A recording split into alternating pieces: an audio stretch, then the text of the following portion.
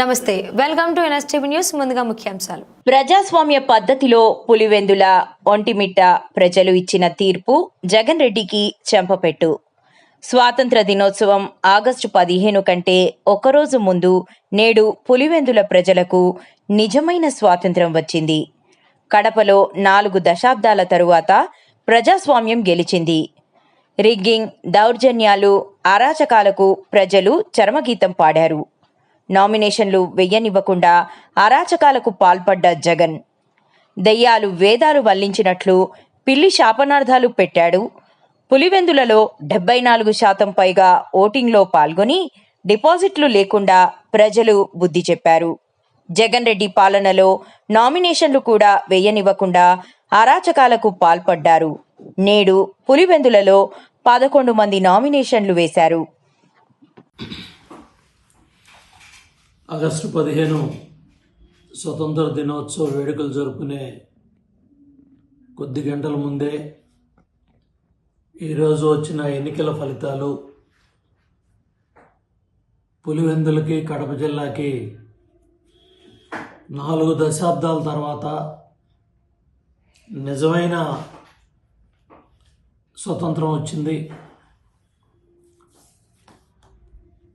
4 దశాబ్దాల పైగా దౌర్జన్యాలు, రిగ్గింగు, అరాచకాలు, లాఠీలు ఎరగటం, నామినేషన్ పత్రాలు చింపటం, నామినేషన్లు వేసే వాళ్ళని కూడా ఒక భయానక వాతావరణంలో బెదిరించటం, దౌర్జన్యాలు, హత్యాకాండలు, పాలిగాళ్ల పరిపాలనతో పులివెందుల నియోజకవర్గంలో ప్రజాస్వామ్యం అనేది మచ్చుకు కూడా కనపడకుండా ఏకగ్రీవాలు, ఇష్టారాజ్యంగా ఎలా కావాలంటే అలా ఎన్నికలు నడిపించుకున్నారు.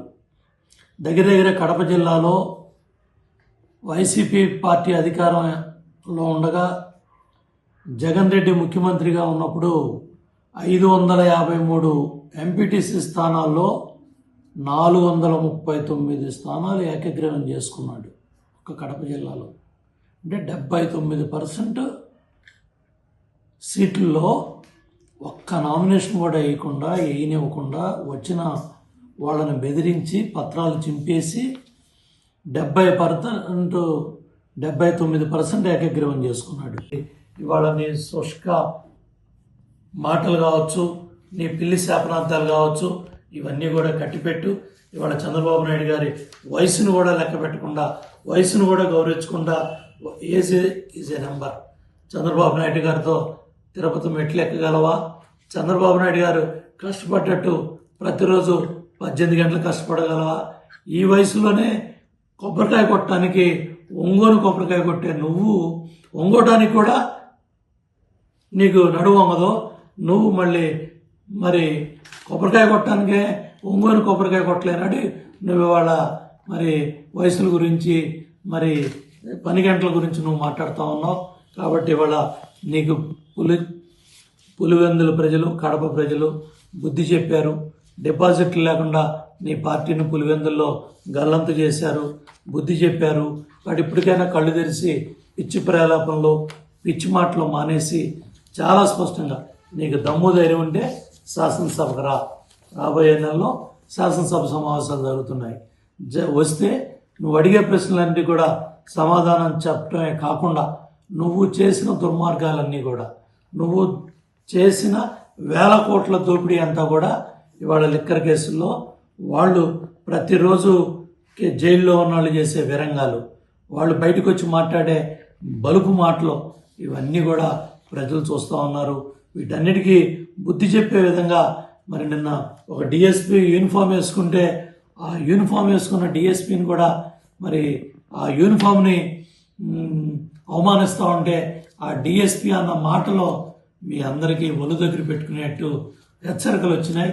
అట్లాగే కోయా ప్రవీణ్, ఆ రోజు ఉమేష్ చంద్ర గారు బ్రహ్మాండంగా శాంతి పద్ధతిలో కడప జిల్లాలో ఎన్నికలు జరిపిస్తే ఆ రోజు చచ్చి బతికి పార్లమెంటు సీట్లో 5,000 మెజార్టీతో గెలిచారు.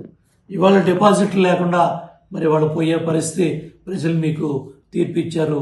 మీ కుటుంబ పరిపాలన, నీ ఫ్యాక్షన్ పరిపాలన మీ పాలిగాళ్ల పరిపాలనకి ప్రజలు చెంపపెట్టులాగా ఒక చెంపదెబ్బలాగా ఈ జడ్పీటీసీ ఫలితాలు వైసీపీ పార్టీకి మరి రాబోయే రోజుల్లో పార్టీకి డిపాజిట్లు కోల్పోయి రేపు జరగబోయే స్థానిక సంస్థల ఎన్నికలకి దిక్చూచిలాగా పులివెందుల ఒంటిమిట్ట ప్రజలు ఇచ్చిన తీర్పు రేపు రాబోయే రోజుల్లో స్థానిక సంస్థల ఎన్నికల్లో ఎంపీటీసీలు అవ్వచ్చు, జడ్పీటీసీలు అవ్వచ్చు, మున్సిపాలిటీలు అవ్వచ్చు, కార్పొరేషన్ ఎన్నికలు అవ్వచ్చు, ఇదే విధంగా వైసీపీ పార్టీకి డిపాజిట్లు లేకుండా ప్రజలు తరిమి కొట్టడానికి సిద్ధంగా ఉన్నారు.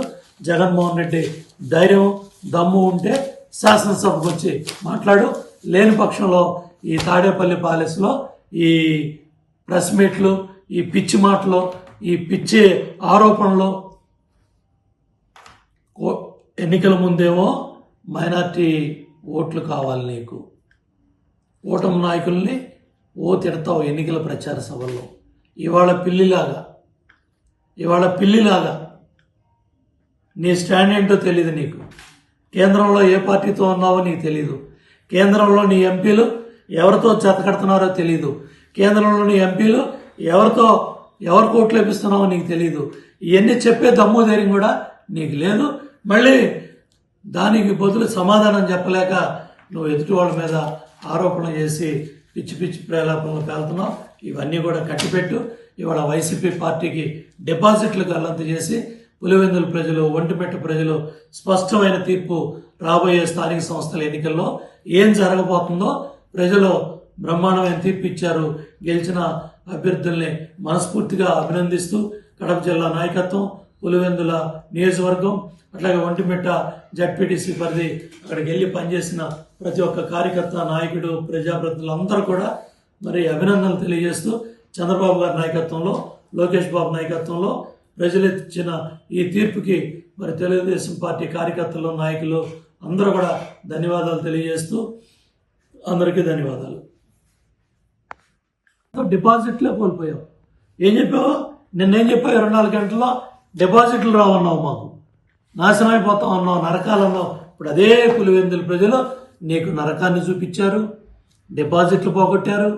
పోలైన ఓట్లలో కూడా 10% ఓట్లు రాకుండా కేవలం 683 ఓట్లు వచ్చినాయి. నీ పక్కనున్న ఎమ్మెల్యే నీకన్నా వాళ్ళ దగ్గర 6513 ఓట్లు నీ పక్క ఎమ్మెల్యే, నీ పార్టీ వాడే తెచ్చుకున్నాడు. దీన్ని బట్టి పులివెందుల ప్రజలకి నీ మీద ఎంత అసహ్యం ఉంది, నీ మీద ఎంత కోపం ఉంది, నీ మీద ఎంత నువ్వు బాబాయ్ హత్య కేసులో కావచ్చు, నీ దౌర్జన్యాలు కావచ్చు, నీ పాలిగాళ్ల పరిపాలన కావచ్చు, నీ తమ్ముడు పరిపాలన కావచ్చు, అక్కడ ఇవన్నీ కూడా వెరిసి మొత్తం నీ పార్టీని నిన్ను నరకానికి పంపిస్తూ ఉన్నారు.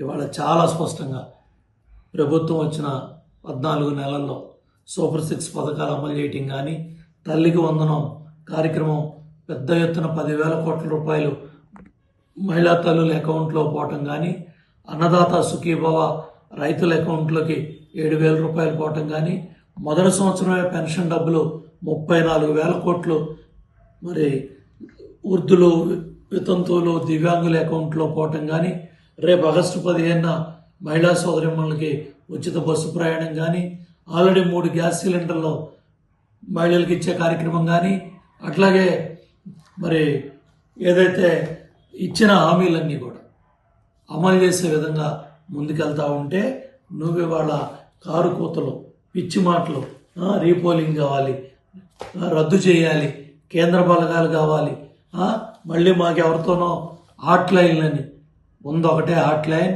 ప్రజలతోనే తెలుగుదేశం పార్టీకి అనుబంధం, చంద్రబాబు నాయుడు గారికి అనుబంధం. లోకేష్ బాబు ఏదైతే చెప్పాడో అదే జరిగింది.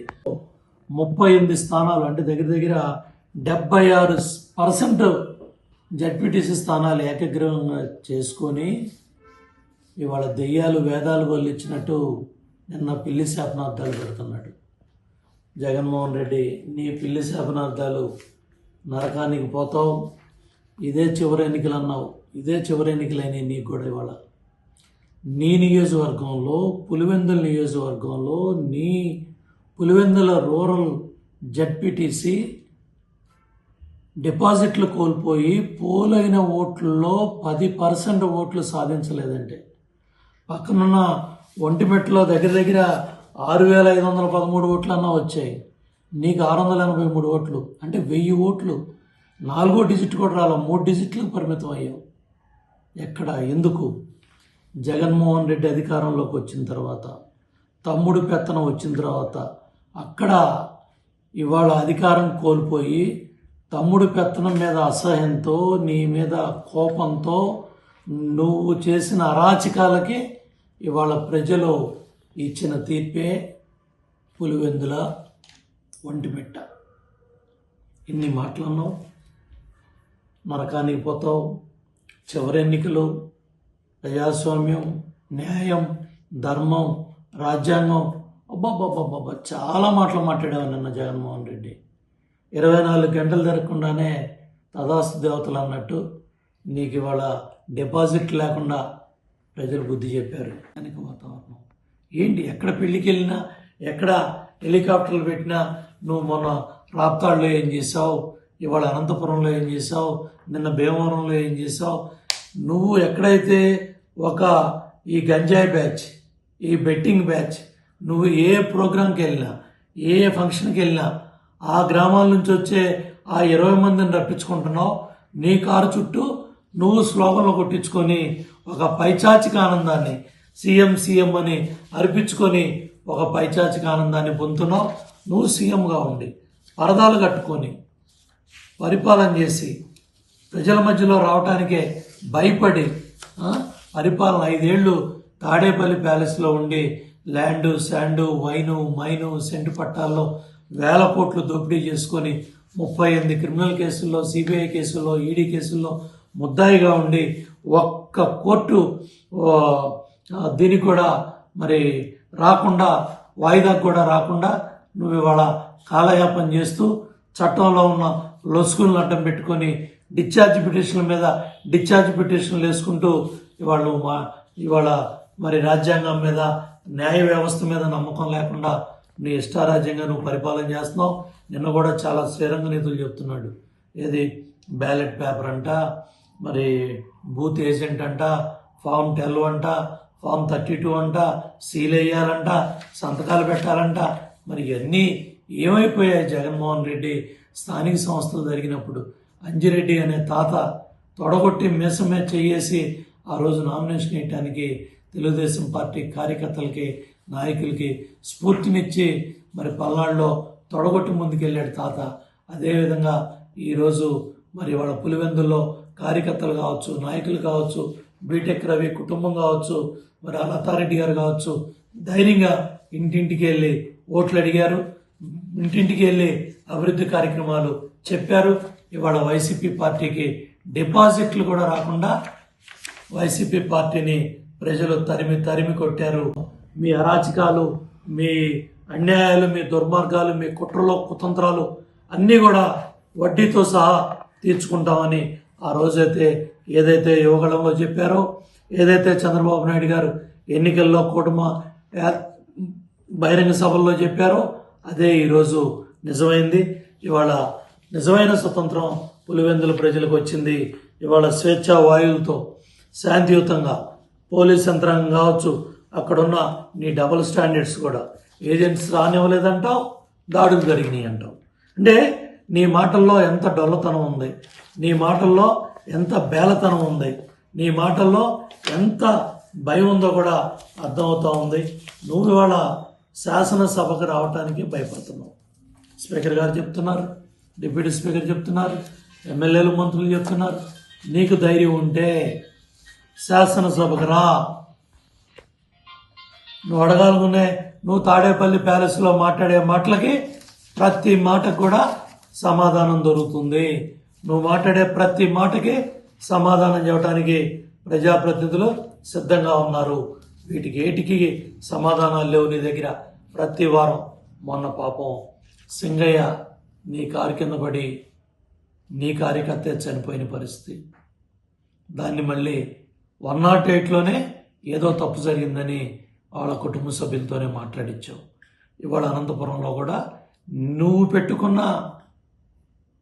నీ సెక్యూరిటీ వాళ్ళే నీ కార్యకర్తల్ని మహిళల మీదే దాడి చేస్తూ ఉన్నారు.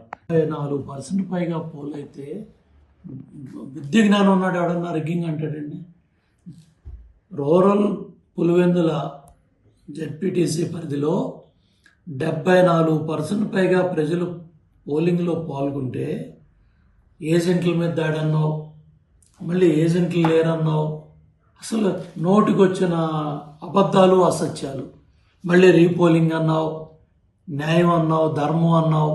మరి రీపోలింగ్ అడిగిన వాడివి నిన్న అభ్యర్థులు ఇద్దరిని నీ పక్కన కూర్చొని గంటలో తాడేపల్లి ప్యాలెస్లో మరి ప్రెస్ మీట్లు ఉపన్యాసాలు పరిమితం అయ్యావు.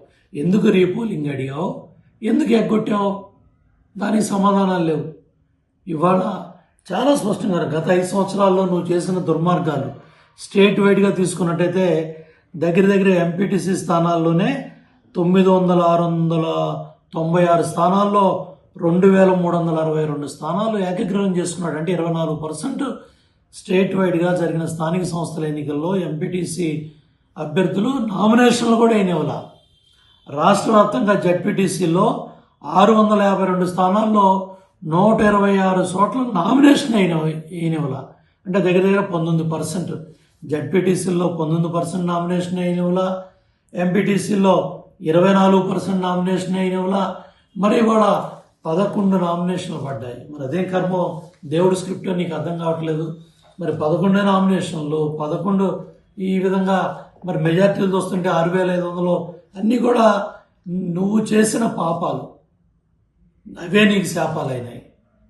ఆ రోజు ఎంత వెర్రవీగా కుప్పంలో ప్రజాస్వామ్యాన్ని అపహాస్యం చేసి, కుప్పంలో నువ్వు చేస్తున్న తప్పు అది నీకు తగులుతుందంటే నువ్వు అన్న మాటలేంటి?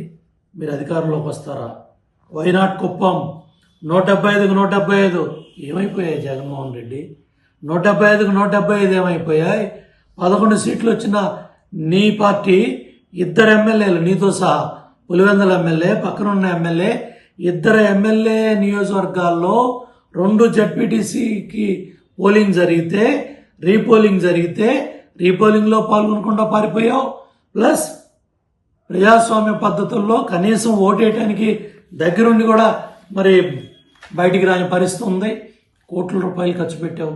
తాడేపల్లి ప్యాలెస్లో సోమవారం తాడేపల్లి ప్యాలెస్ రాకుండా బెంగళూరు ప్యాలెస్లో కూర్చొని వ్యూహకర్తలతో వ్యూహాలు పన్ని కోట్ల రూపాయలు ఖర్చు పెట్టి ఎన్ని కార్యక్రమాలు నడిపించినా ప్రజలు ఇవాళ ఏం చేశారు? నువ్వు ఒక పీడకుడుగా, నువ్వు ఇవాళ నిన్ను పులివెందులు ప్రజలు నీ మీద అభిమానం కంటే అసహ్యం, నీ మీద ఆరాధన కంటే నువ్వు అపరాధివి అన్న ఆగ్రహం ఉంది. తమ్ముడు పెత్తనం, నీ మీద పోయిన భయం. ఇవాళ ప్రజాస్వామ్యం గెలిచింది. ప్రజాస్వామ్య పద్ధతుల్లో ఇవాళ ఒక లాఠీ ఎరగల, ఒక తుపాకీ గుండు పేళ్ళ, ఒక లాఠీ చార్జ్ అవ్వాల, దాడులు లేవు, ప్రతి దాడులు లేవు. ప్రజాస్వామ్య పద్ధతుల్లో శాంతియుతంగా నువ్వు కోరింది కూడా ఎలక్షన్ కమిషన్ గౌరవించి రీపోలింగ్ ఇస్తే ఆ రీపోలింగ్ కూడా రాకుండా పారిపోయావు.